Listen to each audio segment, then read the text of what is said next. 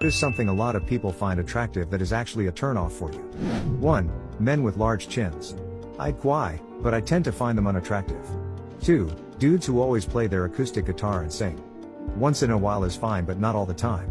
Anyway, here's Wonderwall. 3. Designer clothes with very obvious brand logos plastered on everything they wear. 4. Muppet lashes. 5. Lap dances. 1 or 2 past girlfriends took it upon themselves to give me a lap dance, and it just feels silly and awkward being on the receiving end. 6. Baby talk, or whatever you want to call it. Makes me cringe. Talk like an adult. 7. Ass implants that give the diaper butt look. I mean, I like a nice round booty like anyone else, but these diaper asses look horrendous. 8. Pretending to be stupid when you are not.